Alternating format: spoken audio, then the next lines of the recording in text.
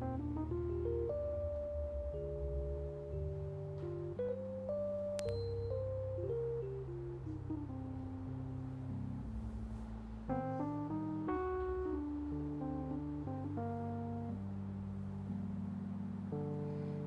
morning and welcome to the Connect. We are live this Tuesday. It is the 16th of June and you are with us here in a cold and cloudy Mbabane in the beautiful kingdom of Eswatini. So we'd like to welcome you. Yes, we are back on this format. As you can see, we're all set up for you. We are all dressed up, as I say, with somewhere to go. And that somewhere is right here. So thank you for choosing to be with us. We are live on YouTube and Facebook right now. So please tell your friends, join in on the conversation. We are talking arts. Yes, we are talking arts today. So send in your questions as usual. Tell us what you're thinking and what you'd like to know. So obviously I'm not alone, as you know. We've got a team behind the scene. We never get to see them because they're all dotted behind cameras and screens. So we'd like to say good morning to Pinky Nyandoro. We've got Linda Rego, and of course, there's Daniel Toro, DT Photography, and now DT TV. Huh? Can't keep a good guy down. He keeps growing and growing and growing. So yes, thank you for being with us today. Thank you for choosing The Connect. We are here just to have conversation, right, about what we care about, and giving us a bit of time to look around the continent and outside of our borders to what's happening around the world. Okay, so we always encourage diversity of opinion and perspective. So share yours with us. Remember, we are live. Send your comments through, send your questions through. Okay, so apart from the team that's behind the scene, I am seated here with two handsome gentlemen who are joining me today. There is Jiggs Thorne. Good morning, Jiggs. Good morning, Shirley. How are you, love? Welcome. Good. A bit cold today. Yeah. Hey? Looking glorious. Thank you. We're all warm here at the studio. And of course, on the other end, yes. So what's interesting is that I am the only host today because my other host has decided to be a guest on the show. And of course, it's the courtesy of hip hop. Yeah, I got an upgrade this morning. I'm just like, leveling up. Abandon ship. That's how I got the couch all to myself. Yeah. But really great to have you with us. Thanks so much for joining in. We're going to delve into the conversation a little bit later. Yeah. We just want to invite you in to talk a little bit about all sorts of things that have been happening around the scene. So yeah. You will remember that last Tuesday, yeah, and the Tuesday before that, we were live on Instagram talking about leadership, yeah. So we had Sean Lowe and we had Errol Nemhart on, and just talking about what does the future of leadership look like. Yeah. So there were really some super nuggets around substance in leadership, what it's going to take to gravitate through a time like this. So there were really a lot of things, but I think what stood out for me from a lot of those discussions and some webinars I went on was this idea of humility. So it's this word somehow that makes us shiver and shake and shudder because it has so many different nuances and connotations. But humility seems to come up as something that is really front and center, talking this new style of leadership. And there's a question. So this is my question of the day to you who are following and listening in, but also to our panel today. Is, can you teach humility? Okay. So it's something we're all checking in. Okay, so, humility, is it a characteristic I have? What could it potentially look and feel like? But I think the question is, can we learn or can we teach humility?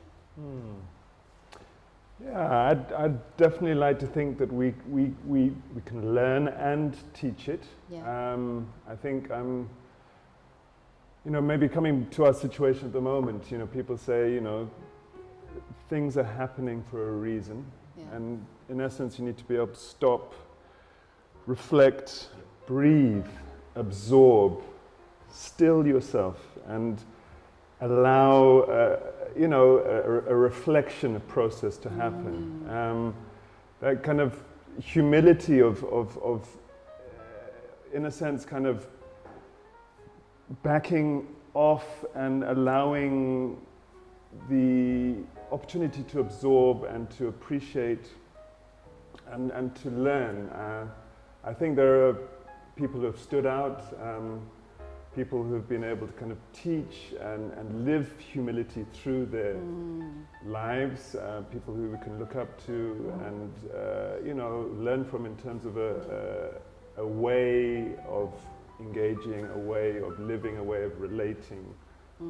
Humility is definitely something that we can learn, but it's also part of our inner being, and it's a means of kind of unraveling it, listening to it, and believing in it. I like that. Courtesy for you. Yeah, I mean, maybe just to piggyback on what Jiggs said, I want to take it, you know, the biblical route, you know, because it's humbling yourself in the sight of the Lord that actually lifts you up, and I want to underline humbling yourself. So taking yourself through that process of humility, you know, because sometimes life will humble you, you know what I mean, and you don't want that. So it's actually key for you to humble yourself. So now that actually says to me that we do have the ability, and actually we actually have the sort of like the responsibility or the mandate to humble ourselves, especially if we want to engage the next gear or to elevate, you know, to the next level. When you listen around, you can hear that a lot of people are stuck, a lot of people are frustrated, a lot of people are in a space that they don't want to be in. They really just want to engage the next gear, but they just don't know how. And we, especially in the Pacific Institute space, know that sometimes you need to slow down for you to speed up, and that's exactly what allowing yourself to humble yourself will actually do for you. So yes, it's definitely it's kind of the appreciating how the ego can get in the way, and how we can you know, be driven by that egocentric process. And it is about being able to still the mind, be able to listen, and you know, appreciate that there are other ways of going about our, you know, things. You know, as you're saying, Courtesy, at the moment, it's very challenging. We can get very fixed in the way we choose to see things, but I think humility does mean about, exposing oneself to the options out there. I like that. I like that very much. I also think it takes courage. Right, because like you say, it's sort of exposing ourselves. It's being vulnerable in the space. But I think humility is also around how we see the world. So if we see it in hierarchical format, that could be something that we might need to relook. How am I looking at the world and people and situations, right? Because I think our job, and like you say, Jiggs, there's so many people we can learn from. It's also that idea that we are almost all at one. There is a sort of leveling of a field where I may have wisdom and experience, and I help people consistently cross over the road, get to the next point, you know, cross a river, over a mountain, whatever that is, but where we are together. And I don't look down or differently at people. So, and that takes courage, because I think very much, you know, depending on how we've been raised and what have you, it has an impact on how we see the world. So, over to you on the other end of the camera who are listening in. We are talking about, can we teach humility? But before we do so, we'd like to invite, welcome some people into the space. Nozipo, Thorne, that's Sasha. Hi, Sasha. I think the kids are also watching, Jiggs, because it's, hi Dad, we can see you. So listening in, Claudia Castellanos, good morning, hola. So great panel and topic of discussion this morning. Thank you. I hope you'll be sending in your perspective as well. Greg Wiggly, good morning. How are you from our TPISA space? Gail, how are you, Gail? Jiggs, hi from somewhere in Africa. Come on, Gail, you got to tell us where you are. So Gail, obviously heading up Mustard Seed, which is a beautiful organization, hey? And then we've got Rapula Malayane. Hi guys, humility is so misunderstood, but when understood and applied well, it is amazing to watch. Yes, we have to agree. And I think it's one of those things, I don't know if you can say to yourself, I am humble. I think others also give you that appraisal. So like you say, Jiggs, it's not an ego thing. It's not something that we can declare on ourselves, but through our actions and how we show up, other people will then say, oh, that person is so humble. So, you know, so it's a, beautiful quality. Hello, Ntobe Sibia. Yes, courage, humility and vulnerability go together. Love that. So in the TPI space, you know, through the IIE curriculum, we talk about vulnerability and humility being sort of being able to recognize that I can be wrong because I don't always see everything there is to see. I'm almost seeing things from one perspective. And then I have the courage to actually go and ask for help. Or I say to you, Jiggs, or you Courtesy, show me what you see. Show me what you know, and I will learn from you. So those two things very closely linked. And it's a concept and a principle we call chive. So for our friends and fans out there who have been through the process, you remember chive, and the first word is C for courage. So it takes courage to actually show up in that space and being willing to say, actually, I don't know. And through COVID, we had some beautiful stories of how leaders were saying, you know, the space, we've never been through this. I've never had to take teams or organizations or through a situation like this, and they're looking to me for answers, and I don't have them. And it was just to encourage leaders to say, well, if you don't, it's okay, but you need to be willing to go to the team and go, you know what, we're in this together. Let's all lean in around this table and find the solutions to the problem, because I just don't have the answers. So it's quite a powerful space. Okay, Julie, good morning. Thank you for coming in. Please keep joining us, ladies and gents. So we're talking arts today, absolutely. We need your questions, your perspectives. The question of the day was, can we teach humility? And we'll keep that conversation going. But let's move on to some news. News of the week, news of the day, news of the month. What are some of the stories that have stood out for you in all the buzz that's going around, right? There's obviously news, there's radio, there's TV, there's webinars, everything.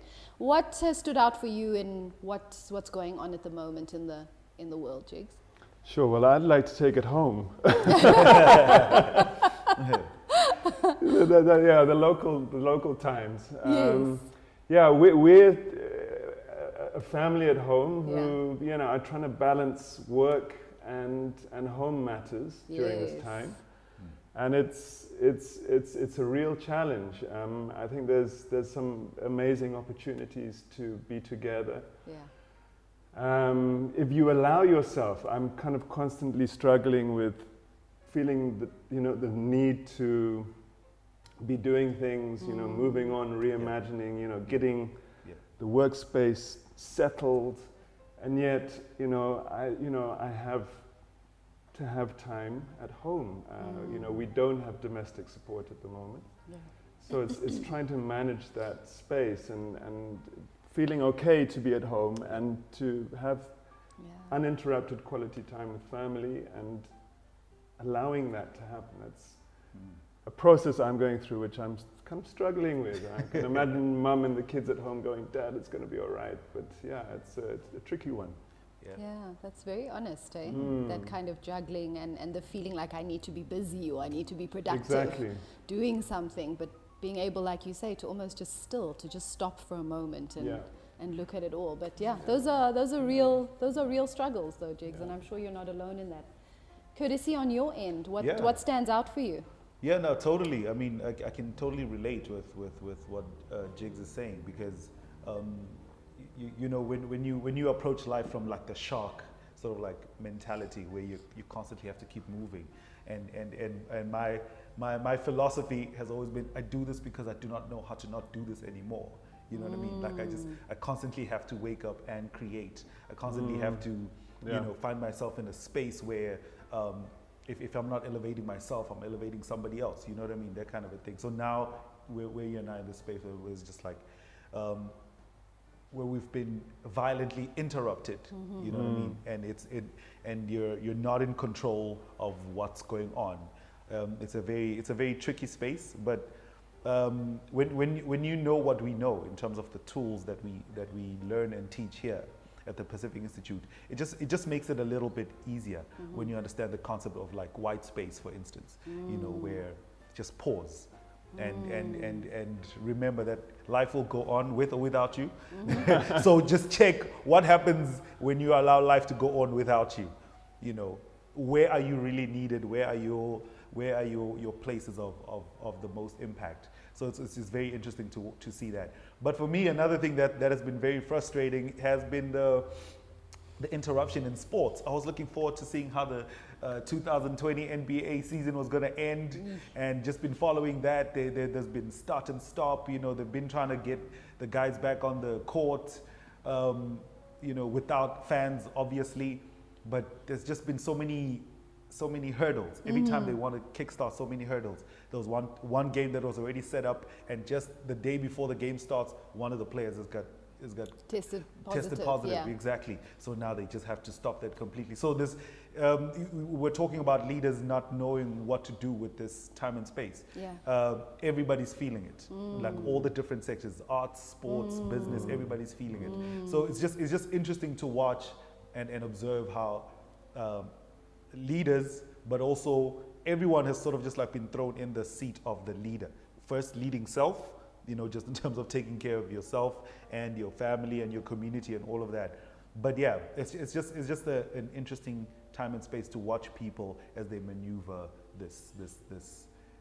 these waters. Yeah, these times, these the times. Days of our lives. Yeah, these days of our lives. Yeah. And I would love what you're saying. And what's going to be interesting, ladies and gents. So from an Eswatini perspective, kind of we've sort of opened up a bit, hey? Yeah. So we were on sort of what we called a partial lockdown, and you know there were different levels of partial. It was an interesting space. But now what has happened since Monday, sort of a lot of more industries are able to go back to a not full-time operational space, but pretty much go back to life. So a lot of businesses have kind of been breathing since yesterday, and I think it'll be interesting to see how that momentum grows, but also what the space looks like when people are now coming back into the office space. And I think that's going to be a very interesting discussion. As you know, a lot of people have been working from home, being very productive.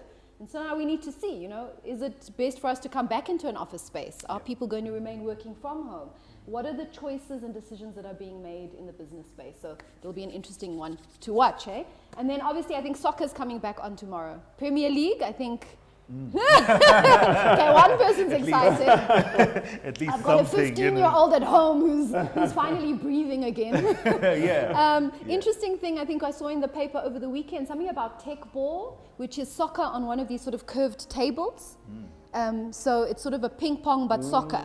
And that's growing in the country. So they're looking to put together actually an Olympic team because it's going to be an Olympic sport. So any young and aspiring people out there who are in a soccer space, there's futsal, there's obviously the traditional soccer, now tech ball.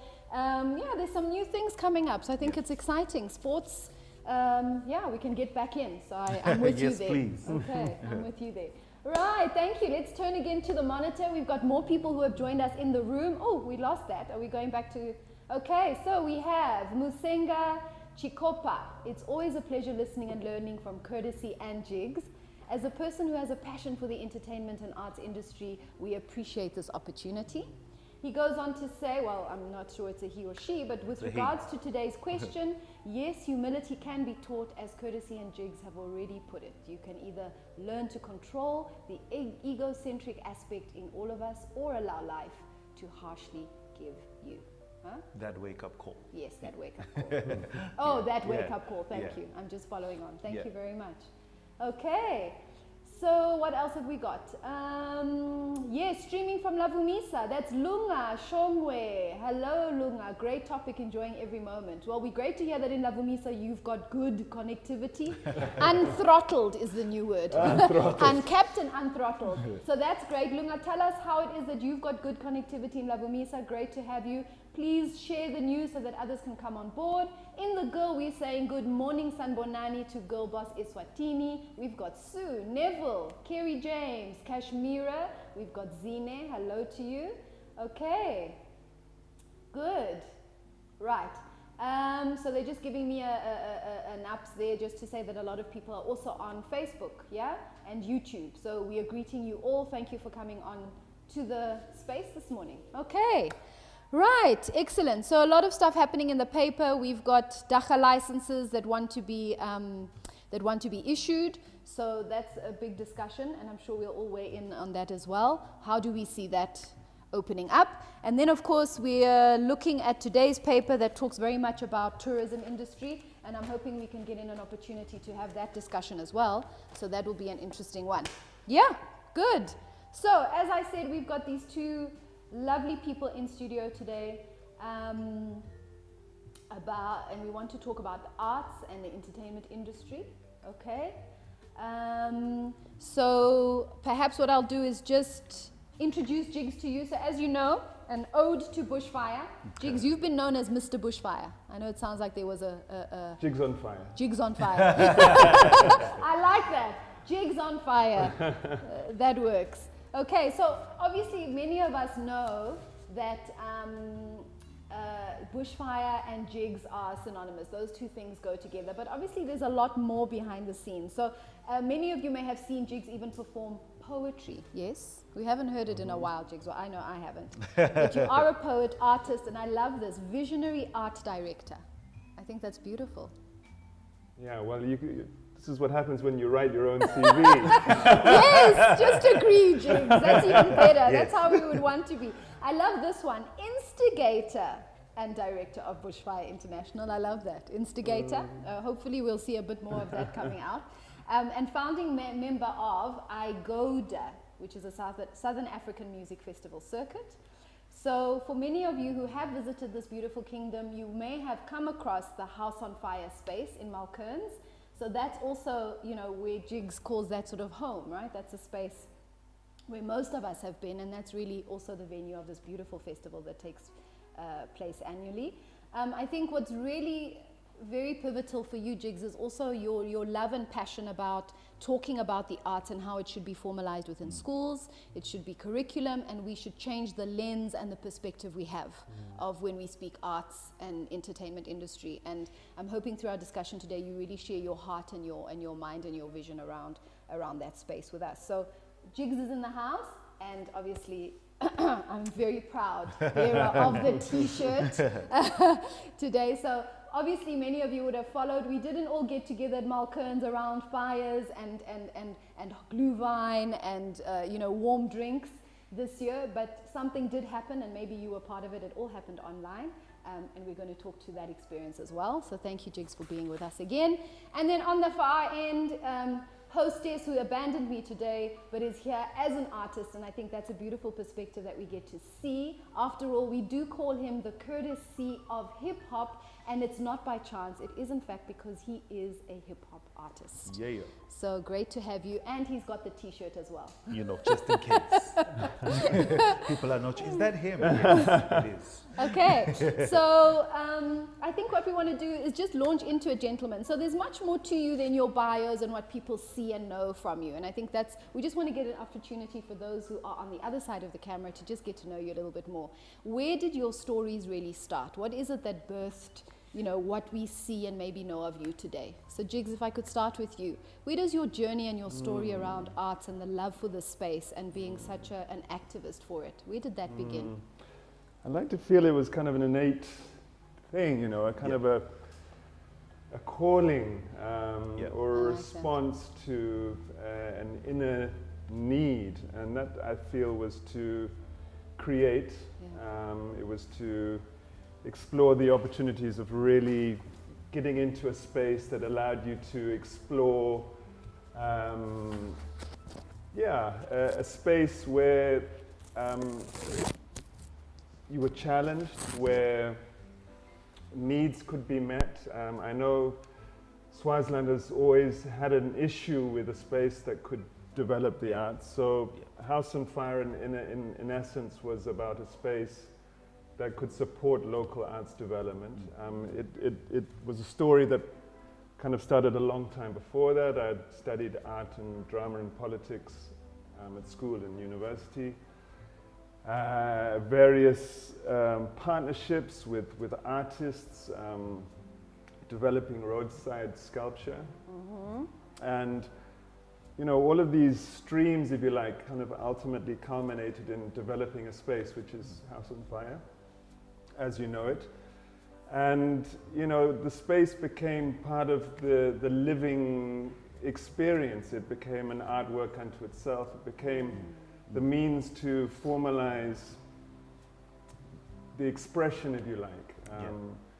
And of course, it was also a stage where we could host, you know, multi-dimensional performance programs, music, theater, poetry, but it became, this kind of hotbed for local performance, and I like to believe it's kind of facilitated a growth and development within the arts in Eswatini.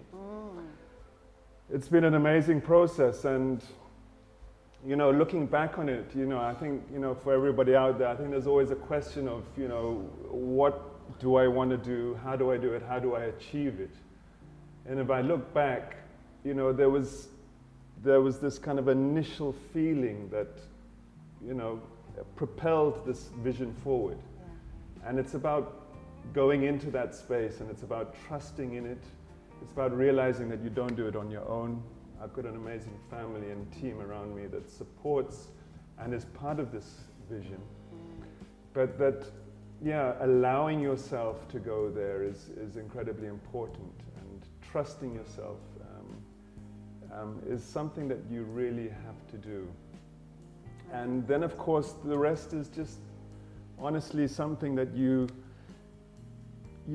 appreciate, and you have the utmost thanks and blessings for, because as you see things unfold, the possibilities are numerous, and it has such a positive effect on your well-being and those around you. So I think the momentum that this vision has created through House on Fire, through the Bushfire Festival, through the Agoda Festival circuit has just really amazed me. And yeah, I think it's a big shout out to pursue that dream. And you know, if you are creatively inclined, that's okay. I think there's a lot of kind of concerns around you should be doing the right thing. You should be, you know, it's maths and science. And I know that's generally an issue around the world. Your parents want to be safe about your decisions. And you know, there's no reason why the arts can't be a very solid profession.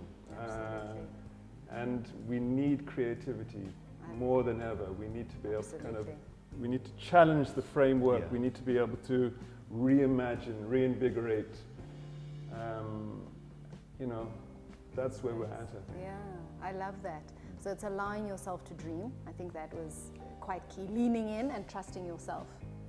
Hey, those are really key. I love what you also say, and I think that's what we need to be challenged in, is perhaps what we were thinking before around what is safe, what is traditional, is not going to get us into the future. And I think COVID kind of came and smacked us in the face, and I think has forced us all to rethink things. You know, what we believed before real? Is that the truth? Is that the singular truth we've held on to? Is there potentially a bigger picture? And I love what you said about this kind of math, science.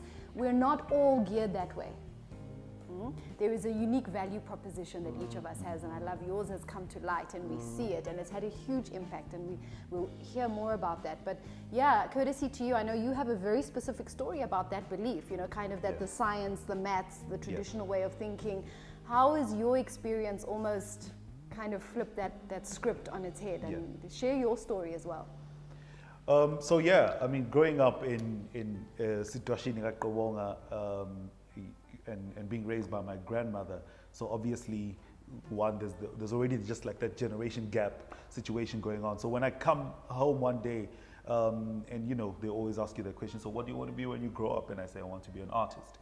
And they're just looking at me like, I'm crazy, like what's going on with this kid right now? But for me, it really just like, it's one of those things where it's, you don't decide that you want to be an artist. You know, art kind of like picks you and says, okay, I want to express myself through you. And then you kind of just then find what your art expression is going to be. I just remember from an early age, I always just loved standing up in front of people and performing. You know what I mean? Whenever there's guests in the house, I'm that guy, you know, who's just like trying to sing, trying to dance, trying to do something, you know, just to get some sort of attention. But then I remember vividly one day when my brother, uncle, so he's sort of like my dad's youngest brother, but because we were close age-wise, I just referred to him as my brother. He came back home with a MC Hammer cassette tape. So I'd always been exposed to Bonnie M and Stimela and you know, and Kenny Rogers and Dolly Parton and all of that, just like musically, I just like always been exposed to that. Then he comes back home with a MC Hammer tape, and then and he put it on and he pressed play. And I remember sitting in front of the radio, I was watching the radio, because I was like, this guy is, there's music involved, but he's not singing. He's not doing what the other people are doing, like in terms of vocally. But like, so this is how I was introduced to rap. And I was like, oh snap, this I can do. This, like I connected with it immediately. So that's when sort of like, just like that fire, you know, caught on, like that spark was lit. And honestly, from that day, I just never looked back. So then growing up, and then just talent, just like anything else, requires for you to work on it, to sort of just like build on it. And the conversation came up again, what do you want to be when you grow up? I said, no, I'm going to be an artist. I remember the family gathering around, and so they called a family meeting to pray for me, to say, okay, this boy is out of his mind. He's insisting that this is what he wants to do. But, and I will always say this to, especially to parents, that you must remember that kids are born through us, but they're not born for us. You know what I mean? We're just sort of like the vessels that bring him into the earth. And if anything, I've discovered that I was born to do this. You know what I mean? Like I think you can maybe relate with this, Jiggs, that you can't even think about the fact that if you were not doing what you're doing right now, what else could you be doing? You know, it just doesn't even occur to you, because this is the light that's shining from the inside. You know what I mean? I wake up in the morning and I'm excited and I look forward to do this.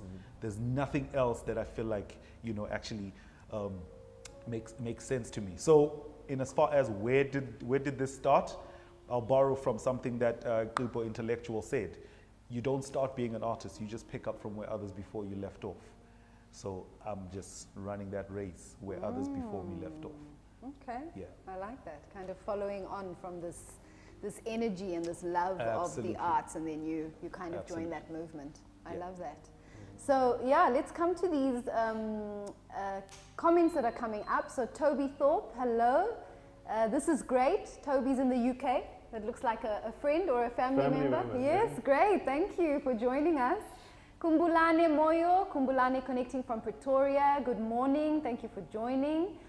So Julie asks, how is House on Fire going to bring the fire to our homes now that we need to social distance? We miss the good times. And obviously that was actually, thank you Julie, leading on to our next discussion, sort of understanding, Jiggs, obviously, you know, this love and this passion for creating a platform for artists to come and showcase what they do. And I think what's so great is we discover artists through Bushfire. People we've never heard of, they have an opportunity to share what they love, and I mean it's beautiful what we see. There's obviously been a real impact of the festival happening as it normally does, last weekend of May every year in the beautiful Malkerns. The pandemic obviously meant that festival as we know it didn't happen. Share with us a little bit of really what the impact of that Bushfire festival is in the lives of both artists, communities, Eswatini.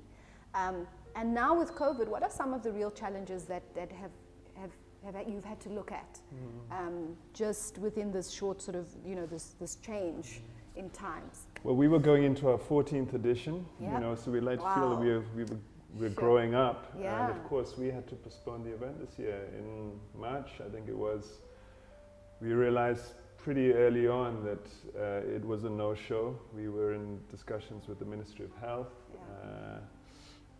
And tourism, and it was really the only decision to be made. And it was a difficult decision because, we'd been running for 13 years consecutively. We were on such a good wicket. You know, it was going to be the best year yet, as we always say. You know, we consistently raised the bar. Yes. And then, you know, we couldn't have the event, and it was a shock. It was a real shock to the system. But, you know, this is an issue we've all been dealing with in our own ways. And I think we very quickly moved on to, you know, communicating with our festival goers to let them know that their tickets were honored for next year. Okay. Glad to say that a lot of people have retained their tickets.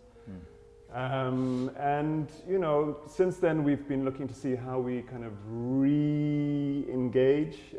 We can't be together physically, so it was about developing the virtual digital event, which we've just held. We had over 6,000 people tune in from all over the world, people who wouldn't otherwise come to bushfire. We had 130,000 people on local TV. So it was a grand gathering, and what an amazing exercise to kind of go through. And I think if anything, you know, this period is teaching us, you know, to think outside of the box, to be dynamic, to think quickly, and I think we can appreciate what's possible if we have to.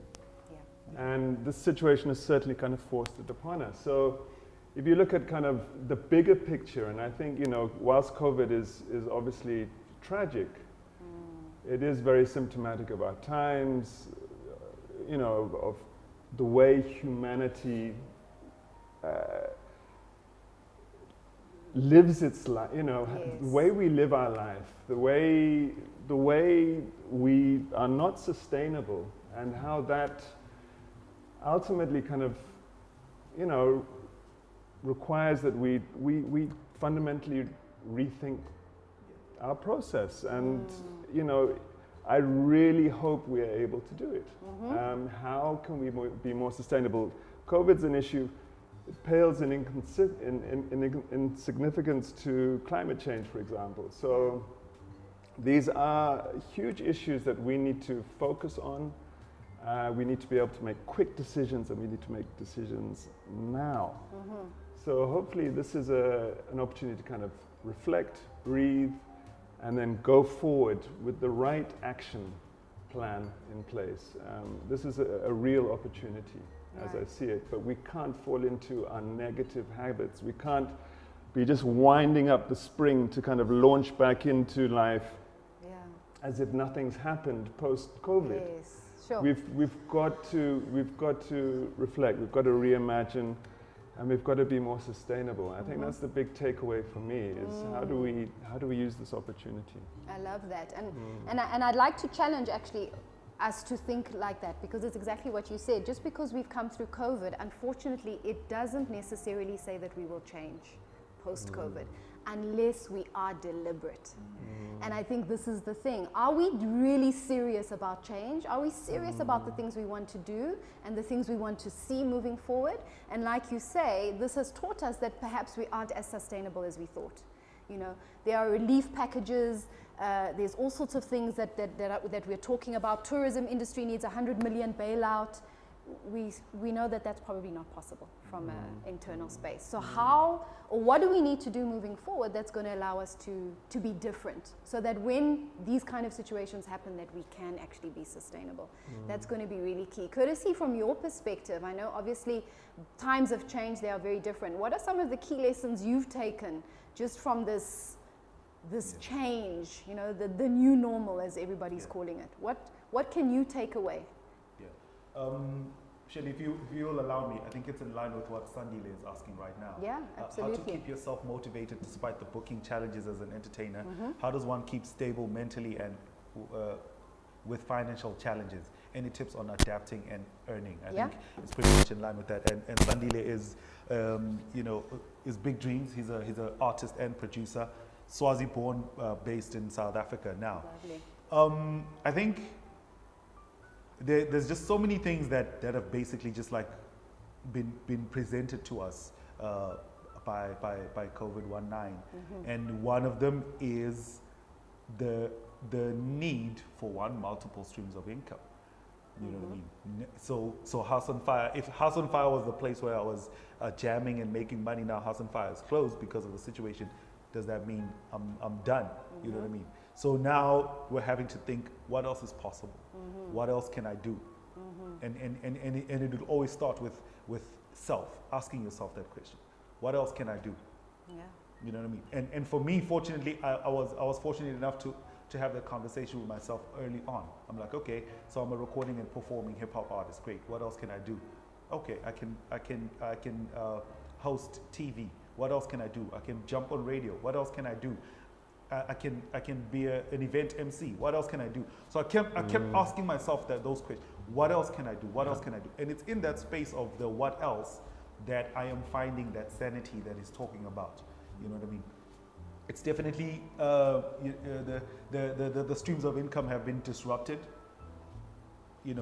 greatly, but it's in that space of what else can I do that I'm finding some sort of sanity.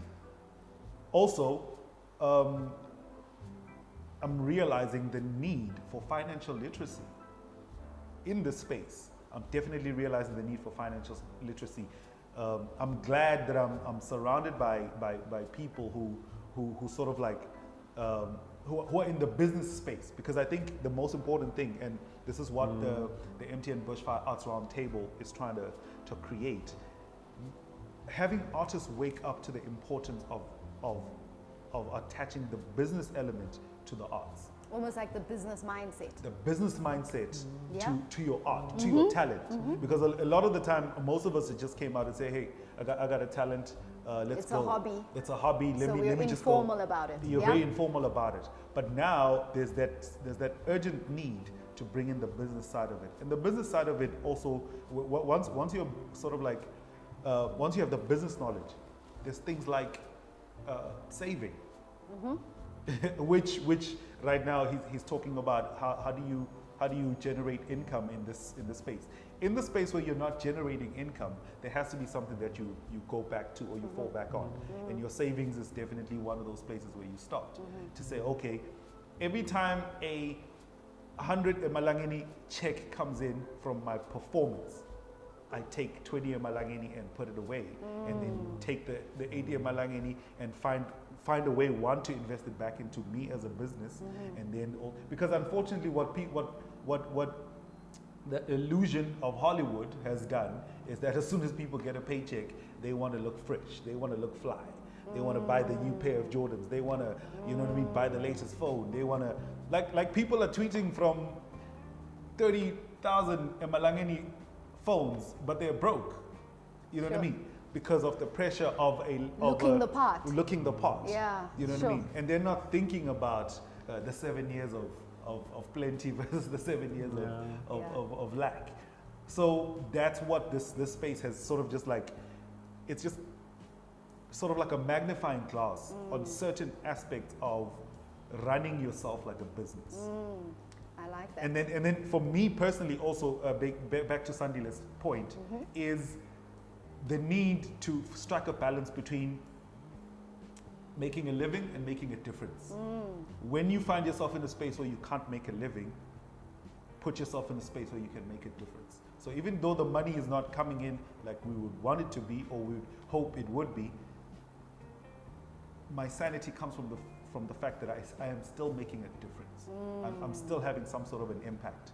Yeah. And in that space of impact, doors always open. Yeah. I love that. So focus on why you're doing it and your love and your passion, and then the money creation almost is a byproduct of that, but not the focus. And I think that's really key, not only in arts but generally as people. It's pursue your passion and your love and what you're good at and talented at. The money is a byproduct of that, and I think that's really very important. So I just want to come to Ntobe Sibia's comment, because I think it's going to segue nicely into kind of coming off what you said about this idea of impact. And I know we're talking also legacy project, we're talking what could the future look like. We might not be able to do it alone. I love what you say, savings, that's kind of the leading self space, personal mastery. But we also need a little bit of help. And I think this is where we also have a call to the powers that be, to interested parties, to strategic partnerships about how we could probably create something a little bit more different that allows us to be sustainable, right? So yes, the collective consciousness also moves at its own pace. Back then, arts were viewed as a side hustle. Yeah, and I think that's a major shift that needs to happen. To your point also earlier, Jiggs, we need to think of arts differently, right? And today, the creatives are in the forefront as they get to redesign the future and not just wake up to change. We all need a dose of creativity. I love that, absolutely. And we were just saying how arts can be a way to, in education, to support education, okay? So we know we have this kind of thing of left brainers, right brainers. People learn and teach in different styles. Arts is a way where you can actually get across very powerful messages. NGOs, World Health Organizations are sending lots of information. We are overwhelmed by all of this, and a lot of us actually are not getting the information that we need in a way that is accessible. arts is a beautiful way to transport that information, and in a way that engages us, that keeps us also entertained, but has such value in teaching us things. There's stats, percentages, numbers. I don't know about you, sometimes that stuff really gets me going, okay? So can we use art, whether it's drawing, whether it's song, poetry, whatever format it comes in, to share that information and to make it touch me so that I understand wherever I am in the world? So absolutely.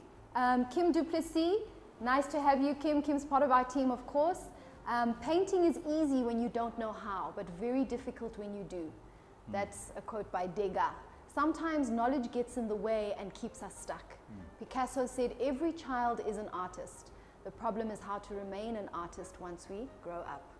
I would love to start a movement that specifically celebrates and values children's artistic expression. I'd like to segue into that, because what perhaps people are not aware of, if you have not been part of the Bushfire Festival, is it is very, very family orientated. And I think that also sets it apart from other festivals in general, that families can come and you actually have a dedicated space for children. Tell us a little bit more about what happens in that space.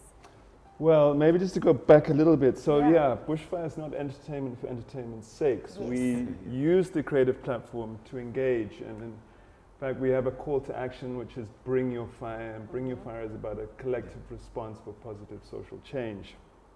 So it's about appreciating that, you know, given the space we've created, we've got an opportunity to, you know, create an environment, create a space where, you know, you're sharing information, you're encouraging people to input into that, you're facilitating dialogue, awareness, and action. So festival environments can be activation spaces. I think it's critical that we're kind of seeing festivals and arts as more than entertainment. Critical in these times that we are able to kind of share positive messaging. You know, what is the message? What is your unique selling point as a business? How do you set yourself apart? How do you become relevant? And these are all very dynamic issues that speak to sustainability, whether it's sustainability of a product, whether it's sustainability of our environment. We have to have the collective will to harness our potential, harness what we know is right, to magnify this, the beauty we see around us. And, you know, we can stop and reflect, and that is our purpose. You know, we're part of this big picture. You know, that's my spiritual kind of vision, is, you know, it's not particularly religious, but I know that I'm part of a bigger whole. And it's about making sure that we are able to sustain that. So going back to your question, you know, the environment is very supportive of families, the festival environment, because we want to feel that we can bring young minds, young artists, young creatives into a space, or kids who maybe haven't had that exposure, and we can light that little flame. I mean, it was my experience. You know, you kind of have something that happens to you. It was that MC Hammer tape, and that's a life-changing experience. You go back there, you remember that point, and you think, well, that's when the light was turned on. And that's what we do in the kids zone, and that's what we do through the family program at Bushfire, is that we expose kids to the language of the arts. That's beautiful. And we say, this is possible. And for some kids, you can just see, you know, things start lighting up. And that's powerful because, you know, hopefully we're getting more young, creative individuals coming into, you know, take us where we need to go. Absolutely. I think that's very powerful, and also very practically, and you know, for some of us who may not know, some get an opportunity also to run little stalls, so they're getting also exposed to kind of the business space, listening to clients, getting feedback, but also within the arts and how they can impact that space. Courtesy, you've been very involved with kind of the festival that precedes Bushfire, which is actually, it's part of the Bushfire Festival, where you are engaging with youth. It so happens to be Youth Day, today, June 16, absolutely. the youth voice is a very important one, right? But tell us a little bit what happens in that week that leads up to kind of what we traditionally know as the weekend of the Bushfire Festival. There's hundreds of youth that gather. What are they doing, and what is your experience in that week? Just share with everybody. Shirley, I think maybe anybody who lives in the Mahlanya, Malkerns area can just tell you that in that week, it's just magic. You know what I mean? You can feel it. You can almost touch it. When you have a space where young minds from all over the kingdom come together and just express themselves. One of the things that I say from day one, from the time they arrive to that place, is like, you're not at school. So can you just be yourself? Can you just allow yourself to have fun, obviously within certain parameters, but and I say to them, if your teachers have a problem, tell them to talk to me, type thing, you know, because there has to be accountability and responsibility. Yeah. I say talk to me. But then what happens in that space, and like what Jiggs just spoke to, is you can see kids having their aha moment over and over and over again. As one, they're watching the facilitators take them through the basics, because sometimes we have you just have like the know-how, and then you have somebody take you through the basics, and then it just like makes so much sense. You're like, oh snap, that's how you get to that, or that's why that happens when somebody now gives you the foundation or the basics. So they're given the basics, and then not only that, they're also then now given a chance to actually showcase, because as an artist, I know for a fact, the one thing I love to do the most is perform. You know what I mean? Just give me a stage, give me a microphone, put a camera in my face, and then allow me to perform. So now when you have kids and they've got like their peers from all over the kingdom watching them, they just go into such a different space. Sometimes even the teachers will tell us that this kid in the classroom, she's so quiet, she's so reserved, she's, you know, always in the corner. And then they see them on stage and they're like, who is this child? It's a totally different person, it's a totally different beast. And that's what art does. It allows the kids to express themselves, first of all, but then what we have done over the years as the Bushfire Schools Festival is, it's thematic. So then we will go into a space of sexual and reproductive health. And then we ask the kids to tell us the story from their perspective. We'll go into the space of child abuse, and we allow the kids to tell the story from their perspective. We'll go into the space of environmental awareness, and we allow the kids to tell the story from their perspective. And you will always know, as a parent, as a grown-up, you will realize that no matter how much you might have tried to talk to them or reach out to them, most of the time we miss the point in terms of telling them in a way that they will understand and in a way that they will connect with. So that's why I'm saying it's just magic that happens in that space when you give kids a voice, and then give them the tools, the basic fundamentals for artistic expression. They fly. I think that's beautiful. Yeah. I love that, giving kids a voice, but it's also about giving arts a voice, right? And I think, Jiggs, I'd like to come to this part of the discussion where really what we want to understand is, obviously you've spoken about how it would be great if arts could be part of a curriculum, so formalized curriculum within schools, and I think just segueing of what it would mean and what it could potentially look and feel like, I think a lot of us get stuck on the how. And I think often that's what has maybe delayed things, or I don't know. But what we want to understand, Jiggs, is how do we make this space more sustainable? What are the things we actually need to really think about very earnestly and seriously? And obviously you've had experience traveling the globe within this sort of festival space, the continent itself. What have you seen? What are some of the lessons we can learn that we can really be intentional about adopting here in Eswatini? I think first and foremost, there has to be the will. For people to come together to make it happen, there has to be a political will. Yeah. So, you know, governance needs to respect and appreciate the role that the arts can play. Yes. You know, I often say Swaziland is a living culture, and you know, as part of that culture, we have such a rich form of expression. You know, whether it's in our dress, dance, food, and you know, talking about unique selling points, and you know, with all the sensitivity, you know, we need to be able to kind of position that, and it's about harnessing that potential. Yeah. So. Yes, kind of an arts program would certainly help facilitate that, but I think introducing that into a curriculum is certainly a challenge.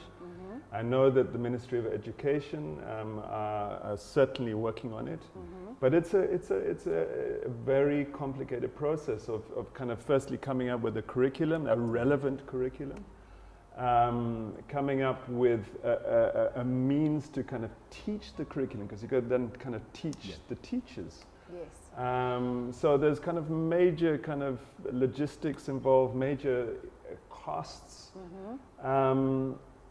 So this is a process that's happening, but what can we be doing? How can we support and create an enabling environment for this to happen? And you know, the Schools Festival is one of those spaces. Courtesy does a lot of amazing work all over the show, and there are countless others.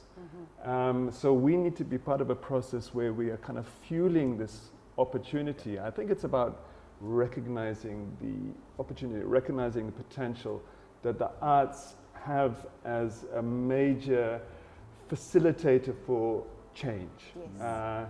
In our lives, in our communities, and you know, the creative opportunity is what we can imagine, and that's infinite, isn't it? I mean, you know, something new comes up and you think, crikey, where did that come from? It's brilliant. Yeah. You know, why haven't we done this before? Yeah. It's all there. You know, it's about unearthing it, and it's about realizing the value, the innate value in creative expression, and we need to give that the mantle and the space that it requires. I think so, and the voice that needs to be heard. And I love that. Political will is definitely a part of it, but it's also civil society's will to make that voice be heard. Yes. And then the politicians will sit up and listen. So, and I think just to make it sustainable, it's obviously perhaps thinking around a foundation, thinking around how we can mobilize resources to then support artists, because we know it in the beginning stages it's not going to be easy. But can we recognize the arts formally? And I think that's great. I mean, I did speech and drama at school. So I love what you're saying, and perhaps it's a lot simpler than what we think, right? But we need people to come together. We need collective efficacy in this space. We need ideas. We know that obviously there are a lot of teachers out there who perhaps are looking to the what's next for me in this space, that have a real calling, a passion on their hearts. How can we actually bring it into the space and do it? You know, and I think sometimes it's like what you said, Jiggs, trust yourselves, go with the idea, you'll learn as we go. When we started this Connect, we kind of just jumped in and said, hey, let's put some cameras up and just reach out to people, and then you learn along the way. And I think it's having that kind of courage to do, right? But we need support, we can't do it on our own. So let's think very practically about how we can really lean into the space and make things happen, but make it different. So I'd like to be part of that discussion. I think it's a very important one that needs to be had, and that needs to be consistently had. Hey, it's not a once-off, it's not an event. This is a pattern that we need to create. Okay, I'd like to turn us just to a few more comments. King Terry, hello. 2 big players, he says, exclamation mark. Yes, you too, King Terry. You too. So we'll come back to it in a moment. Okay. Right. What would be, just to kind of round off this discussion, what would be sort of the call to action that we can have? Some very practical things, Jiggs and Courtesy, in the space of, if we are really to be intentional about recognition, number one, but also bringing this space to life and making it sustainable. What is the call to action? Well, for me, it all comes down to being relevant. And I think the more we can go into how our artistic expression can support and articulate our objectives, our higher objectives, you know, all the better. I think, you know, it is about kind of, I think for artists out there, maybe just kind of, you know, going back to artists who are looking to kind of think about how they could use this period well. Like for me, it kind of goes back to, you know, what are you trying to achieve? What is your story? What is your unique selling point? What are you trying to achieve, and how does that kind of resonate through your process? And you know, I think there's so much that we can collectively support in terms of, you know, reaching a space where there's resonance, having people come in and support a particular view around whether it's, you know, environmental sustainability, child abuse, sexual health. There's so many issues out there that need our attention. And as you were saying earlier, Shelley, you know, the arts have always been an amazing kind of opportunity, or kind of mouthpiece, vessel to share information. So I would wholly encourage people to use that, you know, use the arts to share information in a very dynamic way. And there's so much you can do. I think it's very important that you are tapping into your story, that it's a story that you are familiar with, that you're in sync with, and that it's not a concept that you're borrowing from popular culture. And I know that the kind of American market drives that in a major way. How can we tell our own local story? And I think Tami's been a perfect example of, you know, finding that balance where, you know, there are some kind of commercial elements, but, you know, there's a local flavor, there's a nuance, a local nuance that's coming through. And I think that's so important for us all to find. You know, how are we relevant in terms of who we are, in terms of telling our local story, but how that kind of resonates with people around us, because we recognize that local flavor, we understand it.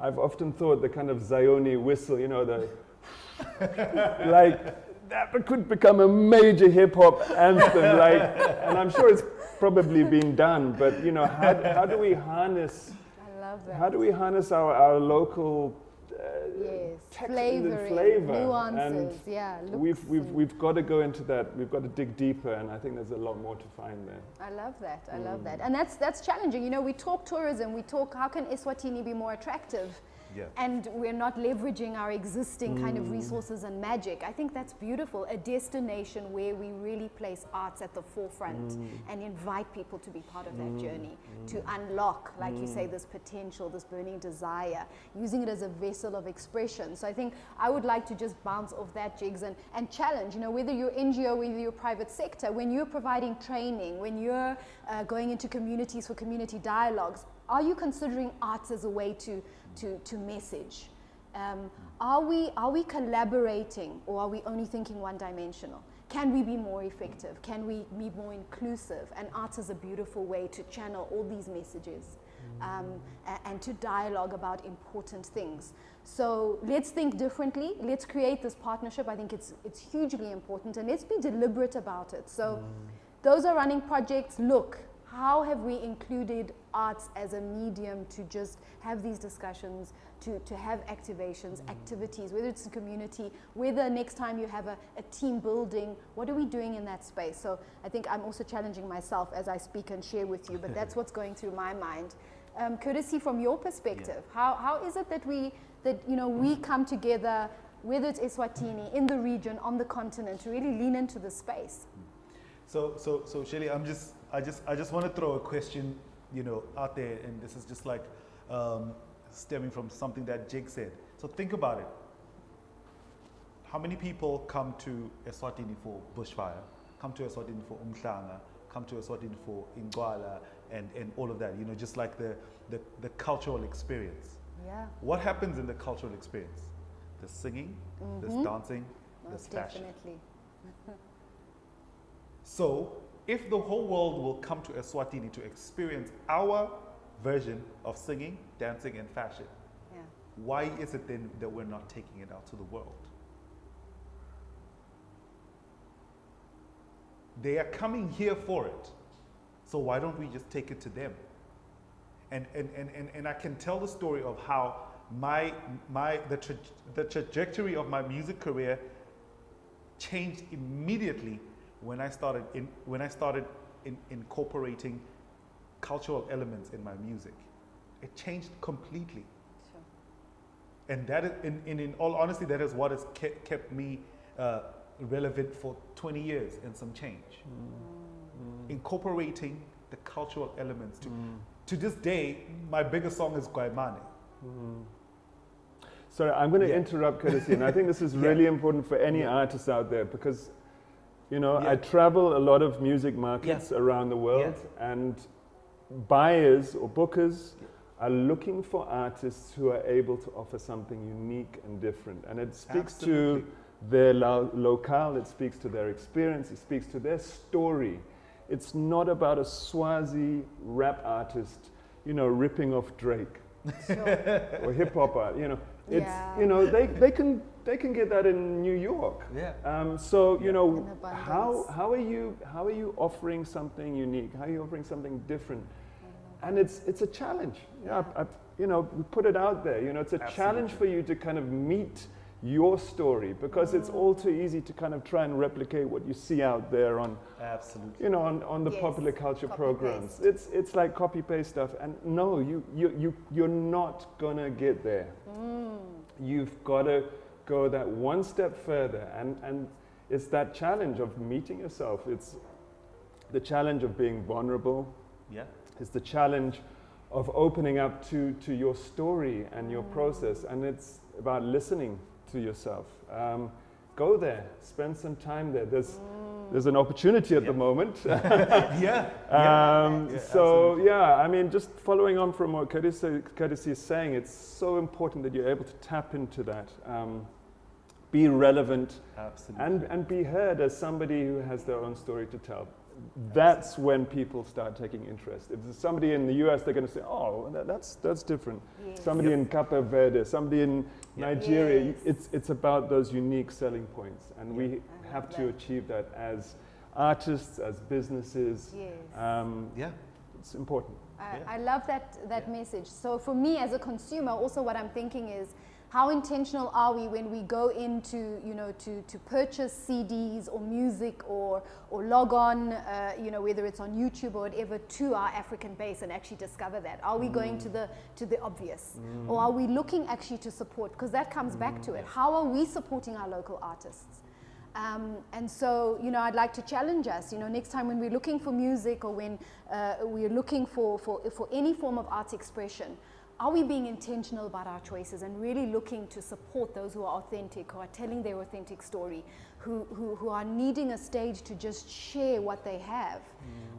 I can facilitate that. I necessarily don't sing, but I can listen and I can support and I can weigh in, and that's the difference I can make. So that would be my challenge also out there. It's a two-way street. Artists, lean in, tell your authentic story, but we need to listen to it and we need to be willing to support it. And I think that's also when you talk will, hey? The will is in each one of us to play that part. So that would be just my sort of challenge as well from this perspective to everybody out there. We're obviously coming towards the end and we will wind up, so maybe if you have some last words to share, but let's go to some of these comments. Muriel is saying it would be fantastic if more NOPs worked together to share knowledge and use of talents in a multifaceted way. Absolutely. Can we create a formalized, you know, sort of space to come together? So we have Business Eswatini, do we have Arts Eswatini? A platform where we can come together regularly, really challenge some assumptions, but put in place a process where we start talking, how do we make platforms like this and spaces for people to come on board and accessible and create those strategic partnerships, right? With Business Eswatini, for example. Okay. King Terry, big thank you to Pacific Institute for this amazing platform. Part 2 of this discussion, please, artists need to utilize such discussion to ask the questions answered by the right people. I agree. Courtesy deep, we've got hands coming up from Gail. Creative thinking, Philippa Thorne, has impacted beyond the arts sector. How do we include creative innovation into other sectors and in sustainable development? Nice question. I think we've spoken a little bit about it, but I think also, you know, when I think just very practically from a business space, so when you buy a liter of fuel, there's a certain amount of monies that go to different aspects, right? And I think we need to think about also that within a space, you know, within the entertainment and arts industry, when we're selling tickets, is there an amount that we could go into a foundation that would support supporting artists in times like this, but also through creating more innovative ways to then share this artistic expression. So, you know, this is how we formalize things. Obviously, mobilizing resources, how can we do that in a really meaningful way?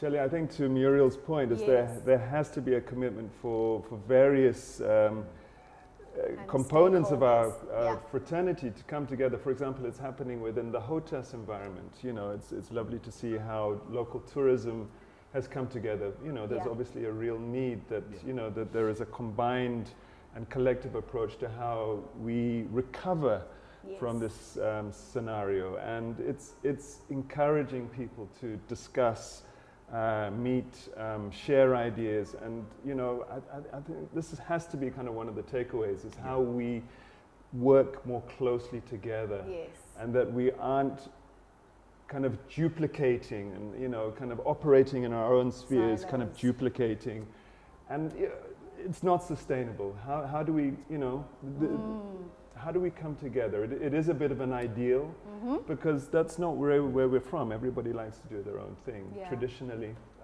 How can we use this opportunity to work together? I love that. Yeah, very, very important. Okay, great. Gentlemen, it's been wonderful having this discussion. I love that. Maybe there is a part 2, and I think it will be around perhaps putting some real concrete ideas onto how we get the hub together and how the hubs interconnect. So I think it's having the discussion around arts, but also how arts can complement business, how arts and tourism come together. So all these different prongs and how we create this ecosystem. I love what you said. It's a living, breathing thing, as opposed to being sort of a formalized numbers on a paper, you know, project. But how do we get it to breathe and most importantly be sustainable? We can do it. And I think that's what but we need to be intentional and have that will. So stick with us for a little bit more, Jiggs and Courtesy, but thank you very much for sharing. Please keep your questions and comments coming, because we continue the discussion even once we finished with this specific episode. As you know, we are always here about wanting to also showcase what people are doing locally within their own businesses and industry, and it's also a time to discover what's happening on the ground that we may not know about, but also it gives us a chance, you and I, to support these local businesses. So behind us, you may not be able to see in the shot, but we actually have breakfast lined up, because we love breaking bread after an episode like this with anyone who's in our space. So today we'd like to introduce you to Sihle, who's part of the Dough Bar. So I picked up some donuts this morning in Tubungu from Sihle. So those of you who live in Tubungu, this is great. She's just up your street, literally. And Sihle shared with us donuts, and they actually are in the shape of TPIS. So she did letter donuts. So I asked Sihle as I picked up this box this morning, Sihle, what made you go into this donut space? And she said she was frustrated around not finding her type of donut wherever she went. And so instead of complaining about it and asking somebody else to do it, what did she do? She went home and she put her ingredients together and she created the donut that she wanted. And I think it's beautiful. So what's great about it is, so she does these donuts that are tasty but fun even to look at. You know, some of us eat with our eyes, so I love that. So they're beautiful to look at. So Sihle started the business in January of 2020. She uses the best ingredients. They are no artificial preservatives or flavorings, so that's always a real plus. It's on a pre-order basis. So she actually made these donuts this morning. So what she prides herself on is being able to provide us with fresh donuts, and they are available on the day you're able to pick them up in Tubungu. It's all about, she calls it absolute freshness. So I love it. Why weren't we eating them during the show? We just needed to get some serious discussion out, because I was worried we might get sidetracked by the donuts, but we'll be able to break bread now. Sorry, Shelley, if I can just like jump in. I love something that you say Sihle said in there.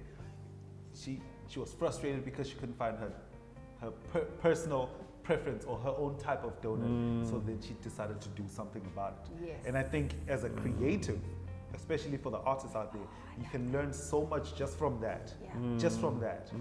When Jiggs couldn't find his kind of club that he could go to, he built House on Five. When I couldn't find a space that I could go to for poetry, I started First Friday. I started Rhymes and Laughter. I started, when you can't find what you're looking for, create it. I love that. That's an opportunity That's right an there. opportunity If you're not right finding there. it, it's a gap. There's a gap. Step in, trust yourself. Yeah. Trust that you will get there. Even if you don't know how at the beginning, you will learn the how along the way. I love that. Absolutely. Just take a chance. Thank you, Yeah? Sihle. Thank you for that word. Thank you, Sihle. Look at all this inspiration. Yeah. And this morning we had the lovely team from Pink Lotus who came in this morning to deliver us. So we've got some black rice bowls. Black rice, apparently, they are the only place in Eswatini that are serving black rice, we've heard. So we've got some black rice rolls, we've got some quinoa rolls, we've got some wraps. So Pink Lotus was closed, but I also know, and I'm sure many of you in the local context would have seen, that Lindsay was very much behind also supporting local women who were sewing fabric-made masks from right at the beginning. And a lot of us supported her in that. So just also, you know, heads up to Lindsay and the team at Pink Lotus, who were closed but still continued to work behind the scenes to support local artists. So as you know, Pink Lotus based here in Mbabane, serving simple, healthy, delicious foods. So their menu, as they claim, is unlike most that are offered within the Eswatini industry. I think Lindsay also found a niche, found a gap in the market, and has created something very unique. Each and every item on our menu is good for the body, creates a taste sensation in the mouth, and is pleasing to the eye. So I mean, you know, who said you can't have your cake and eat it? Oh, okay. So Lindsay and the team, thank you so much for just being a delight this morning and treating us to all of this. As you know, you're able to support these two businesses. We will obviously share all their contacts. Please order the donuts, order your lunches. We asked Lindsay, is she creating have a partnership with a business that can deliver? Because for many of us, some are still at home, some are working from home, some are in offices. But it would be great if you can just phone up and have your food delivered to you. So that's great. So we are working to find out who are the partners that she's working with. But please meander on down. The space is buzzing again. You can feel sort of there's another level that is lifted. There's a lot more people out there. Continue wearing your masks, please, as you continue to navigate all the different spaces. If you are going back to work, please keep your masks on. Stay safe. We are not out of the woods yet. In actual fact, just listening to the news this morning, there's a new wave of COVID that has come out of China that is linked to, is it salmon that they've discovered? So, and obviously we know that this is a long-term thing. So let's keep leaning in together, supporting each other. Thank you to our breakfast partners for that. And yes, ladies and gents, we are winding up. It bringing us very sadly to end of this Connect with you today. A big thank you to also mention, I don't know if you can see it in the shot, but we've got these beautiful Perspex dividers that are here. And we'd just like to give a mention to Hilltop Tables for setting that up. They're on these lovely stands, and that's allowed us to honor the social distancing, but also to have some protective gearing. Jiggs' first thought is, in case we get into a heated discussion, it will keep us from not boxing each other. So it's keeping us safe either way. This is a safety measure, right?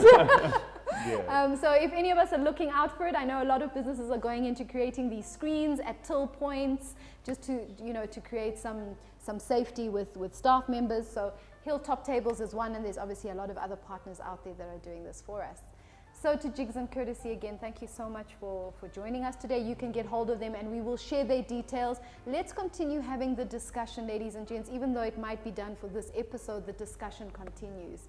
So thank you very much to those who have joined us, King Terry, Gail, Sihle, Calvin and Sean Lowe from Johannesburg, Greg, all of you who were on with us today, thank you very much for choosing to be here. From the team behind the scene, I wish we could turn the camera. We're going to have to. We have Linda Rego.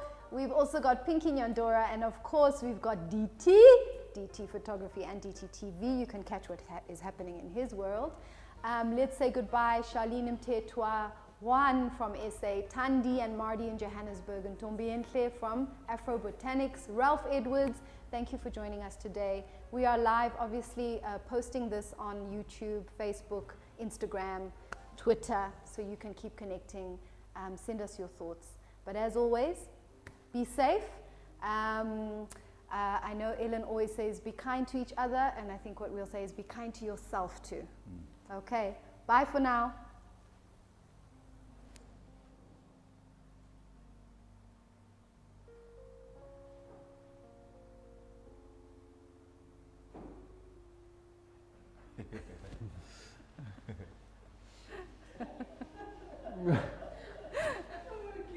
Are we still on? Behind the scenes, yeah. Have you cut us? Oh, we're still on. Are we still waving at the phone? Are we still on? Okay.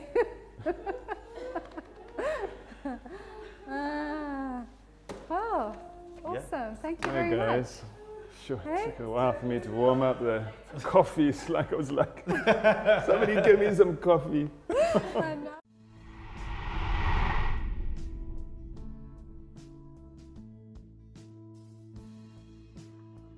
Hello Eswatini, hello world. My name is Thamsanqa Sibandze, aka the courtesy of hip hop. Hello everybody, Sanbonani. I'm Shelly. For those of you who already know us through the Connect, and for those who are tuning in for the first time, welcome. Now, the Connect was really about taking a chance. We had already hosted a number of in-house events where we brought people together to learn skills and share ideas. We found this hugely valuable. We always knew we wanted to continue to connect to our followers and listeners, but also to meet new people. And with everything being shut down, we thought this would be a great new way to connect. Connecting to us is not just about being able to interface. It's a whole lot more. It's about allowing us to self-discover by sharing interesting information from the cognitive and behavioral science space. Equipping ourselves with practical tools and approaches. About growing awareness, informing each other, sharing our diverse stories and experiences. Showcasing what it is that our nations have to offer, what individuals and organizations are doing on the ground, your unique impact. Now, the situation we are in has in many ways leveled the playing field, given us a chance to stop, think, and do something. To turn inwards as the outside has been closed off. An opportunity presents itself where we have a captive audience, giving us a chance to tell a story, our story. Best practice is an important outlook to have today. But often we think that best practice means copy and paste, without considering context, culture, resources, flavor, color, and texture of our unique environment. We want to be able to look into our continent and share with the world what is happening here at home. Provide solutions, share thinking, and outlook from here to the world. You are invited. We call on you to support us so that we can continue connecting on our platforms. Share with us what's going on in your place in the world, the continent, and further afield. We want to exchange ideas, learn from each other, and implement to build solutions that serve us, that are by us, for us. And it's really very simple. All you need to do is connect with us. The Pacific Institute Swaziland. We are on YouTube and Facebook. And don't forget, we are live every Tuesday. Peace, love, and happiness, and connect.